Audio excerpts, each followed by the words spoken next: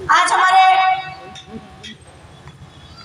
कहना नहीं चाहिए आरक्षण की वजह से आज हम लोग इस स्थान पे हैं। ऐसे हमारे भीमराव अम्बेडकर जी, उनको भी मैं प्रणाम करती हूँ। और चूंकि आज हम लोग जिस क्षेत्र में जिस जगह पे है, कहीं ना कहीं उन्हीं का आशीर्वाद है, जिसकी वजह से आज हम अपने अपने स्थान पर प्राप्त करते हैं। हमें बहुत बहुत धन्य हूँ कि मैं इस श्रेणी में हूँ, क्योंकि हमारे ही इस श्रेणी के लोग इतने बड़े बड़े संत हुए, इतने बड़े बड़े जैसे हमारे बुद्ध जी हैं, हमारे अम्बेडकर जी हैं। इन्होंने हम लोगों को ही नहीं, हमारे पूरे समाज, हमारे पूरे देश और विश्व को भी अपना काम दिया। और एक और बात मैं कहना चाहूँगी, संत शिरोमणि संत रविदास जी की जन्म जयंती के शुभ अवसर पर हमारे साथ मंच पर हमारे साथ उपस्थित हम सबके अभिभावक, वरिष्ठ संगठनक, भारतीय जनता पार्टी के कानपुर बुंदेलखंड क्षेत्र के क्षेत्रीय अध्यक्ष आदरणीय प्रकाश पाल जी, हमारे जिले के कानपुर जिले के ग्रामीण जिले के अध्यक्ष आदरणीय दिनेश जी, हमारे जिला पंचायत सदस्य और इस कार्यक्रम के संयोजक, या आप कह दीजिए कि इस जो रविदास जी का जो पथे है, इस पर निरंतर चलने वाले हमारे, मैं मामा कहूँ तो भी ठीक होगा, राजनारायण जी, उपस्थित पूरा सम्मानित मंच की सभी लोगों का नाम लेना मेरे लिए संभव नहीं है, और सभी हमारे वरिष्ठ और अभिभावक हैं, मैं सभी को प्रणाम करती हूँ। सामने उपस्थित हमारे बुजुर्ग, हमारे भाई, हमारे बहन, सभी लोगों को बहुत बहुत प्रणाम, आप सबको मेरा अभिनंदन करती हूँ। और सबसे बड़ी बात कि सबने इस कार्यक्रम के लिए अपने समय को निकाल कर यहाँ पर जो उपस्थिति दी है, उसके लिए बहुत बहुत धन्यवाद। अभी हमारे आदरणीय विजय सचान जी यहाँ उपस्थित हुए हैं, उनको भी मैं प्रणाम करती हूँ।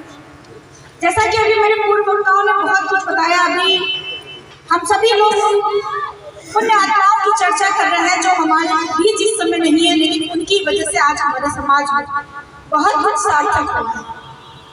हमारे संत रविदास जी, जिनके बारे में जितना हम सोचते हैं सुनते हैं बहुत कम है, उन्होंने बहुत कुछ किया।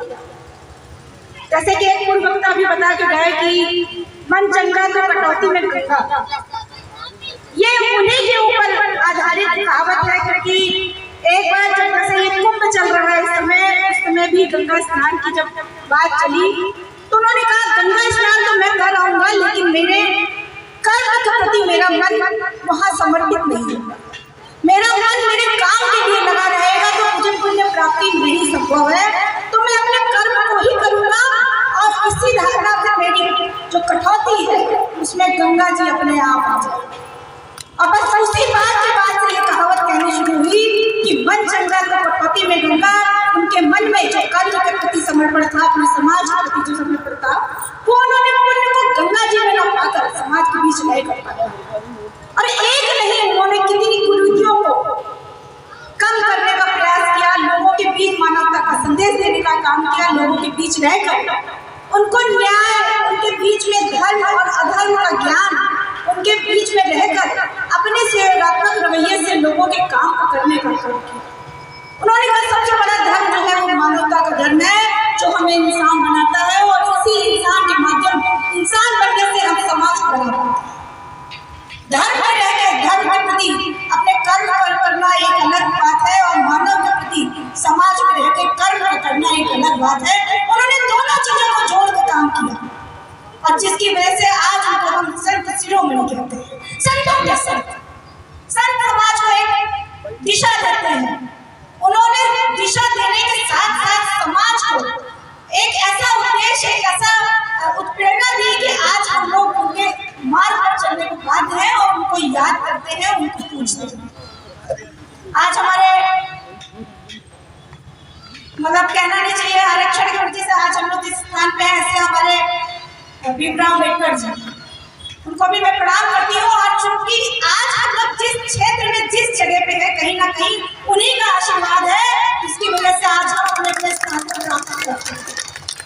हमें बहुत बहुत धन्य हूँ कि मैं इस श्रेणी में हूँ, क्योंकि हमारे ही इस श्रेणी के लोग इतने बड़े बड़े संत हुए, इतने बड़े बड़े जैसे हमारे बुद्ध जी हैं, हमारे अम्बेडकर जी हैं। इन्होंने हम लोगों को ही नहीं, हमारे पूरे समाज, हमारे पूरे देश और विश्व को भी अपना काम किया। और एक और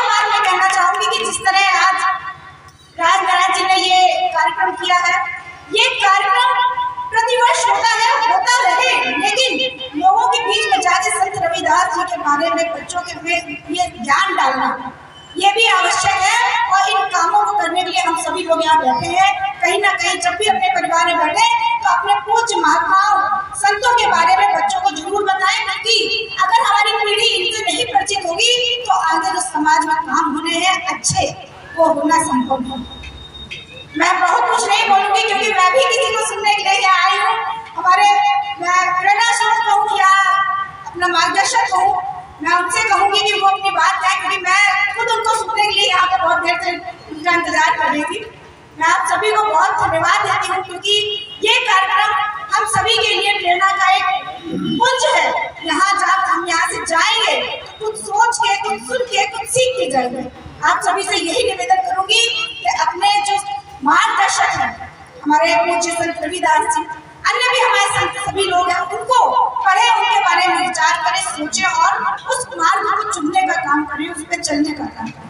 यही कहते हुए मैं अपनी बात समाप्त करूंगी। बहुत बहुत धन्यवाद।